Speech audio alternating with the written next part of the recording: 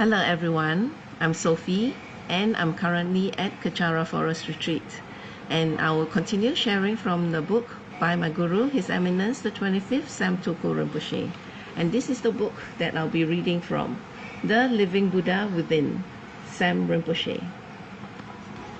I'll be continuing on chapter 5 on the topic of avoiding the 10 non-virtuous acts.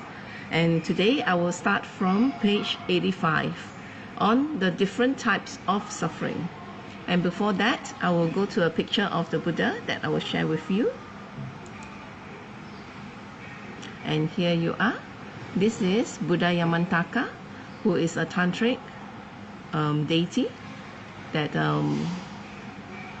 we need qualification to practice. And now I'll continue on my reading, page 85, on the topic of different types of sufferings. Buddha taught specifically that there are many different types of sufferings. 1. Birth. 2. Aging. 3. Sickness. 4. Death. 5. Having to part with what we like. 6. Having to encounter what we do not like. 7. Failing to satisfy our desires. The list goes on and on. Birth. We had to spend 9 months inside our mother's womb. When our mothers drank something hot, it scalded our skins. When our mothers drank something cold, we froze. Although we are not able to remember, when we were in our mother's womb, it was a very small space. It was closed in, and there was no space for any type of movement. If there was movement, it was very slight and quite restrained. It was quite a lot of suffering for 9 months. For example, if she ran, our body was severely jolted. During this time, we were alone, and the suffering that we experienced inside the womb was quite intense. And then, when we finally took rebirth, they say that it was like being pushed between narrow gaps of 2 hard rocks into a harsh alien world, unable to speak, unable to express one's views, unable to talk. At that point, if we were ordinary beings, we would have already forgotten our previous lifetimes completely. We had to start anew. We were dumb. Our skin was so tender that even the softest material felt abrasive. When we were hungry, we could not say so. When we were in pain, we could not say that we were being hurt. The only signs that we could make were tears and furious gestures. We were completely helpless and had to be taught everything: how to eat, how to sit, how to talk, and we had to start this process over and over again. Aging. As soon as we were born, the process of aging begins. As we grow old, our youthful vitality diminishes. We become bent, unattractive, and burdened with illness. Our eyesight becomes weakened, and our hearing fails. We cannot derive the same enjoyment that we used to from what we previously found pleasurable, such as food, drinks, and entertainment. We are too weak to play games, and we are often too exhausted even for entertainment. When we were young, we are able to travel around the whole world, but when we are old, we are not able to walk on our own front doors. We become too weak to engage in many worldly activities. Our spiritual activities are often curtailed. For example, we cannot make prostrations, and we cannot travel far or sit in teachings for a long time. Our memories and our concentrations are weakened. Our intellect, which used to be very sharp, becomes very dull. Unable to do the work we used to do, or to help others the way we would like to, we begin to feel useless in society and start to lose self-respect. Our children often neglect us, and we watch helplessly as our old friends and contemporaries get sick, die, and pass away. Inexorably, your loneliness deepens. If we did not practice Dharma when we were younger and had the opportunity, we will pass the few remaining years with a growing fear of death and a deepening sense of regret for a wasted life. Sickness. Having been born as a human, it is impossible to escape having to experience sickness in this life.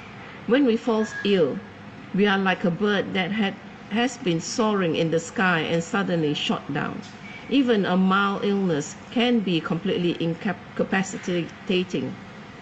We cannot enjoy the food we like or take part in our favorite activities with our friends.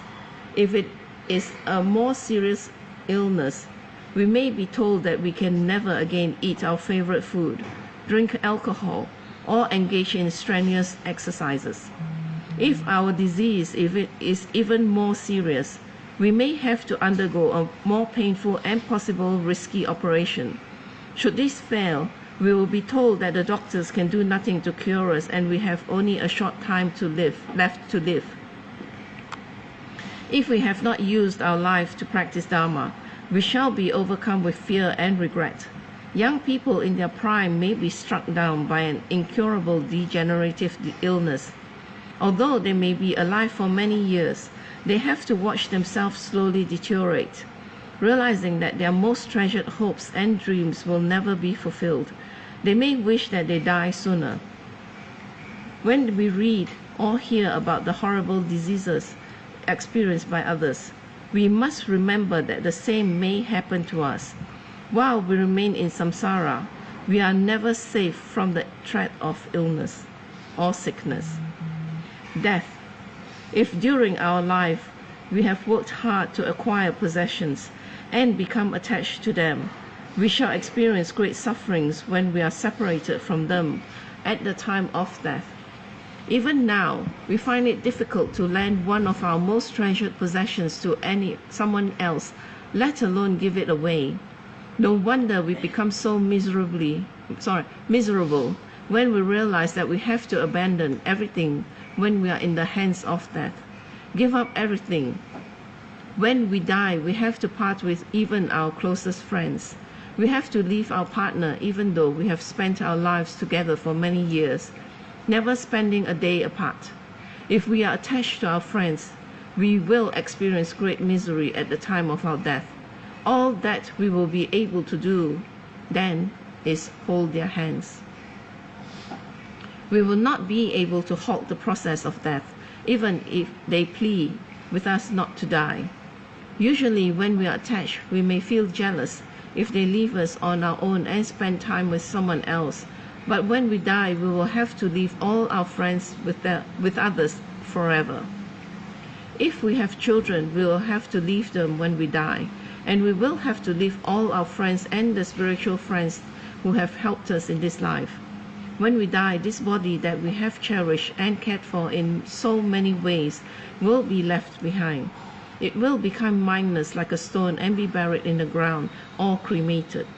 If we have not practiced Dharma and have not cultivated virtuous actions, at the time of death, we shall develop fear and distress as well as bodily pain. Having to part with what we like. Before the final separation at the time of death, we often have to experience temporary separation from the people and things we like.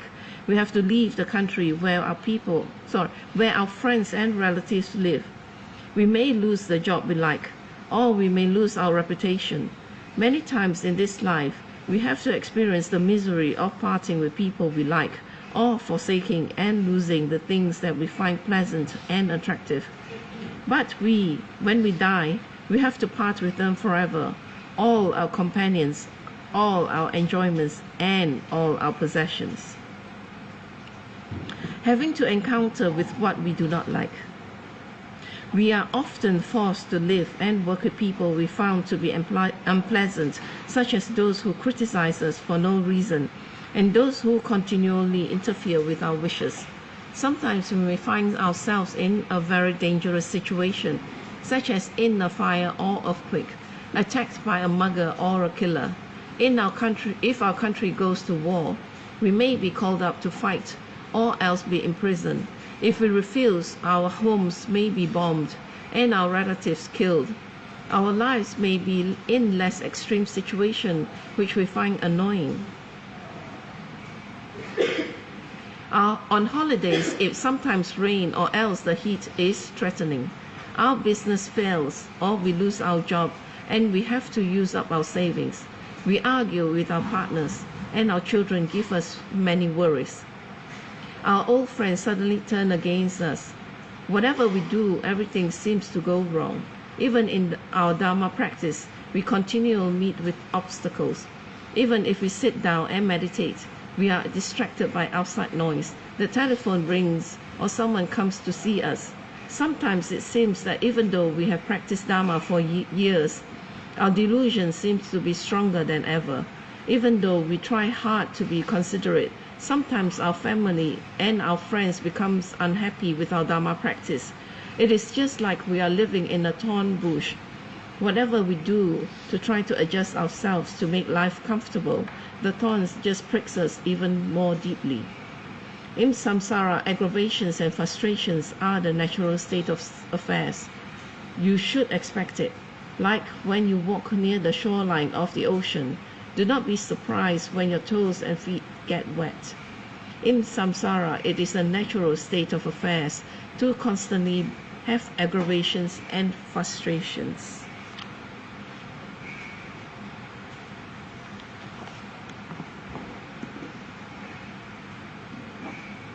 And with that, I'll end my session for today, and I'll continue on in my next session. So as I've shared in this session from my Guru's teachings, everything ends at death.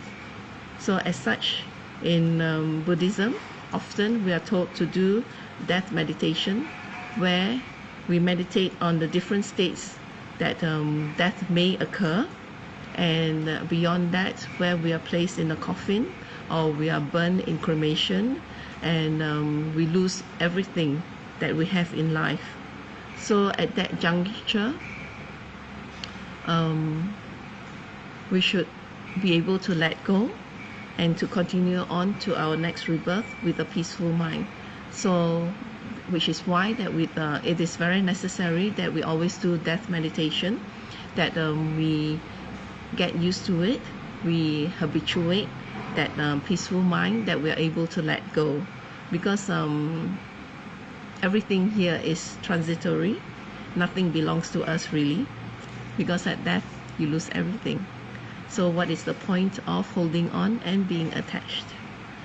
So with that, I will end my sharing for today, and with completion dedication in Tibetan.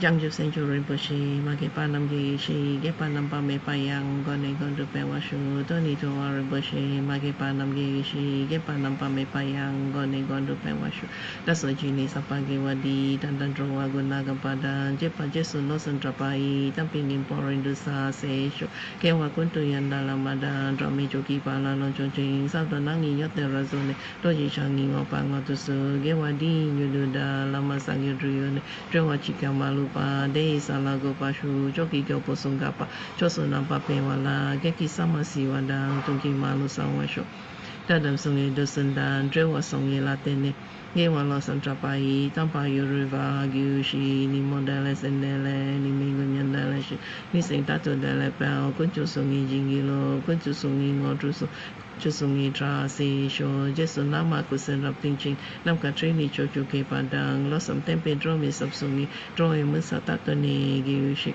Now when rawe ko we shin kam den ben dan dewa malu gyu ni chan ren zi wan ten sing get so yi sha pe shi ri ba ru den gi yu shi hom tong pe ngao tru malu pa den den da la sao tu so ko dan den pa long chot nam ke pa so shik shuk den sao.